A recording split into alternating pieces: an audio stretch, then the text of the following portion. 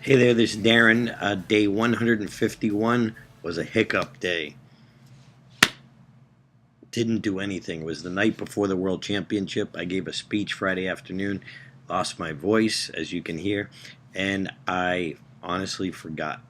So, no excuses, but it's a hiccup day, no progress. Once a month, allow yourself a hiccup day. I was telling Ed Tate, he's like, dude, don't beat yourself up. Look at what you do. So that's what I'm looking at, what I do.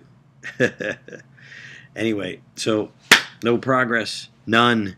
I'm admitting it, but that's okay. Day 151 is today, and I will record that in a minute.